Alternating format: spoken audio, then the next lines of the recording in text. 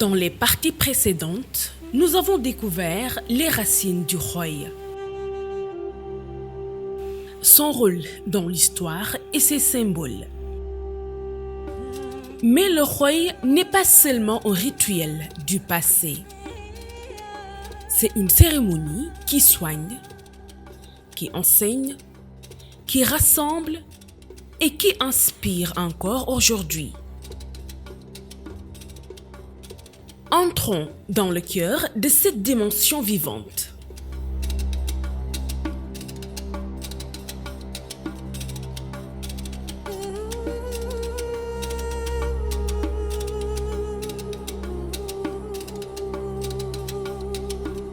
ko xoy ni ñu ko mën a tuddee mën nga ko tuddee bilan bu dee si médecine moderne ni nga ko mën a tuddee mën nga ko tuddee consultation générale si médecine moderne nun bi ñuy départ da ñëw fii bi ñu laa jug sax seet nañu yoon wi loolu xooy la ba xam ndax yoon wi dina jub am du jub am ban sacrifice lañ siy def waaye liñ si gis bi ñu ko seetee comme inconvénient am na oto bu weex bu mag boo xamante ne dina paan si diggante bi ñaari yoon ñu ne boo leen demee ba ñaareelu paan bi ngeen utam ndox saraxe ka dina mën a yegg si loolu am xooy la kii toog si néegam nit ko muuru dox guddi ñëw dugg si néegam jox ko ñeenti téeméer mu ne ko danaa la defal istixaar boobu loolu xooy la ngir bu ëllëgee bu gisee la muy gis dana génne ne ko sarax baa ngi nii defal nii loolu am xooy la. Le Khoy est d'abord un espace de guérison. Quand la nuit tombe, les saltigués entrent en transe au rythme des tambours et des chants.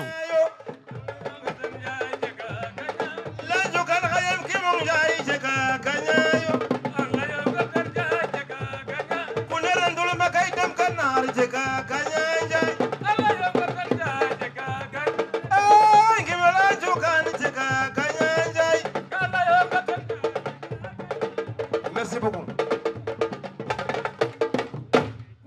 Dans cet état de communication avec les forces invisibles, il invoque les esprits, parle aux ancêtres et cherche des réponses aux souffrances du peuple. Un patient peut venir consulter pour une maladie, une femme inquiète pour sa fertilité, un cultivateur pour ses récoltes. Le saltigué écoute, observe, puis transmet des prescriptions, décoctions de plantes, sacrifices symboliques, interdits à respecter, prières à réciter. Mais au-delà des remèdes, il s'agit d'une guérison spirituelle. Redonner espoir, rétablir l'équilibre entre l'individu et sa communauté, entre l'homme et le cosmos.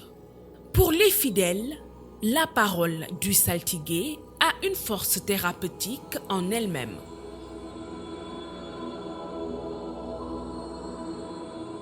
Être saltigué n'est pas un don qui s'improvise, c'est une longue initiation. Dès leur enfance, certains jeunes sont choisis parce qu'ils présentent des signes.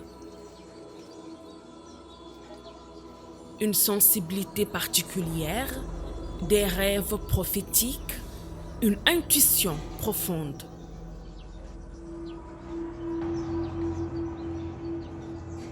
Ces enfants sont alors confiés à des maîtres saltigués qui leur enseignent l'art de la divination. Reconnaître les signes dans la nature, comprendre le langage des oiseaux, interpréter les mouvements du vent, mémoriser les chants sacrés et les incantations. La transmission n'est pas que technique, elle est spirituelle.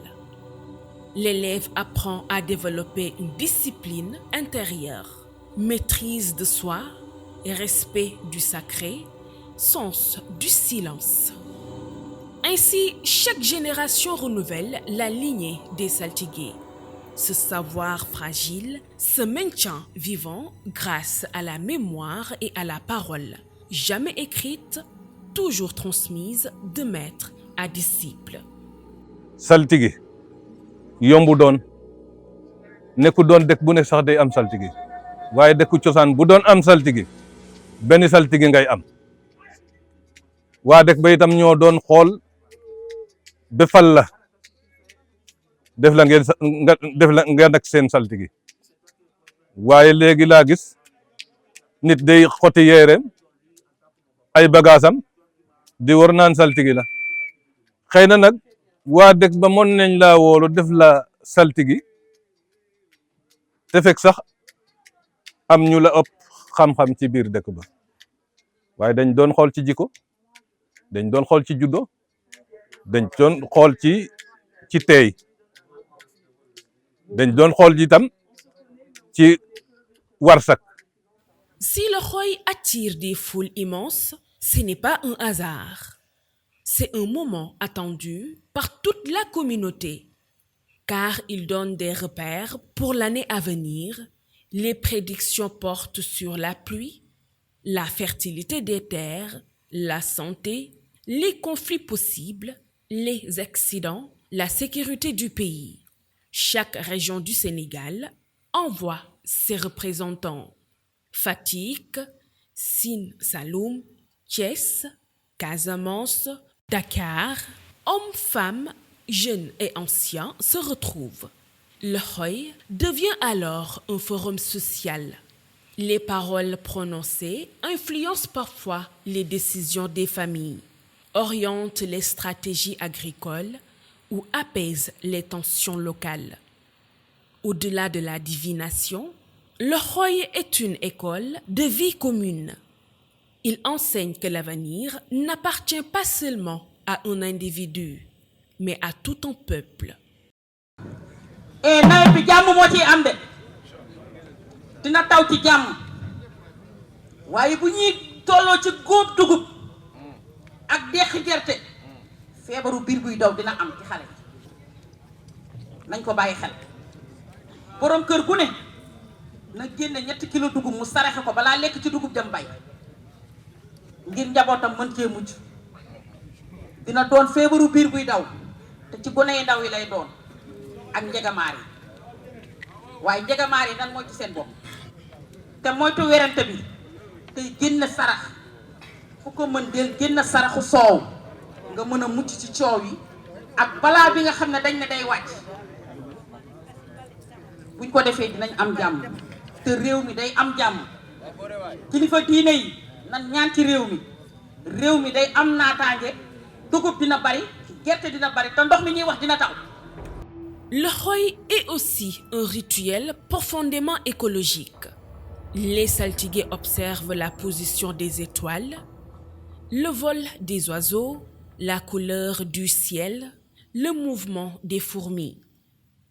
Pour eux, chaque signe de la nature est porteur d'un message. Une saison de pluie abondante, une période de sécheresse ou l'arrivée d'une épidémie.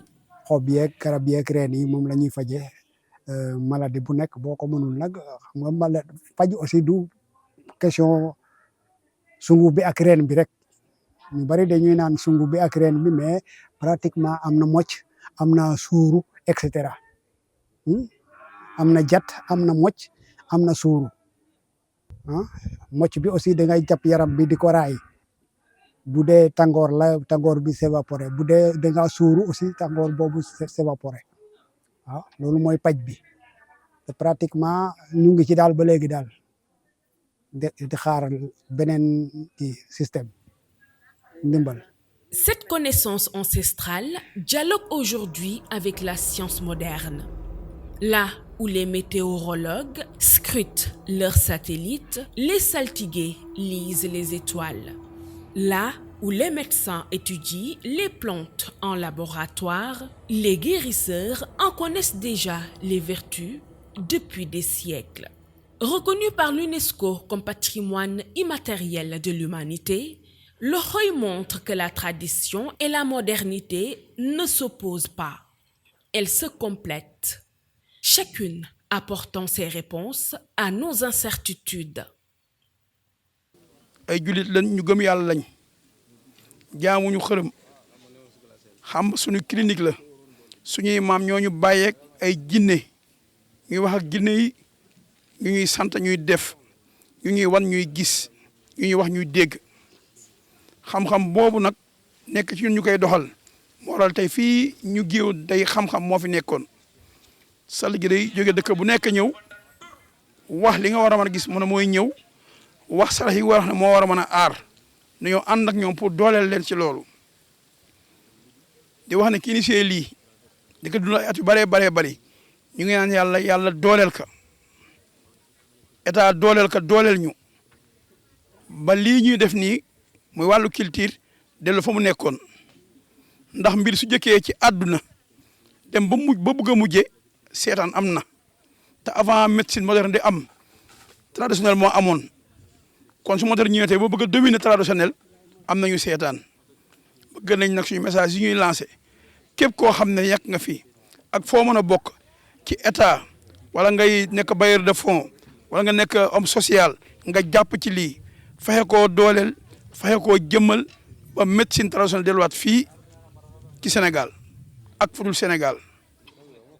jàpp nañu ne ñun war nañoo nekk benn pour demander état Sénégal ñu reconnaître médecine traditionnelle jaadu na Sénégal état bi reconnaître accepter dugal ko ci loi dugal ko ci constitution bi ba ñu mën a sunuy doom ëllëg ñu mën am ràññi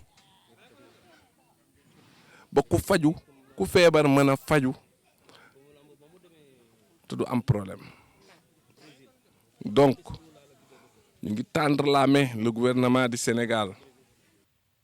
Le Khoy, c'est la guérison du corps et de l'âme. C'est une école où l'on apprend la patience, l'écoute et la transmission. C'est un lieu où la communauté entière vient puiser des repères. C'est enfin une sagesse écologique et spirituelle qui rappelle à l'homme que son destin est lié à celui de la nature. Dans un monde en quête de sens, le Khoy n'est pas seulement une tradition africaine. Il est une boussole universelle. Et vous, qu'aimeriez-vous demander aux saltigués si vous assistiez au rituel? Si vous voulez continuer à découvrir ces trésors vivants de notre culture, abonnez-vous à Adventure DMC et partagez ce voyage autour de vous.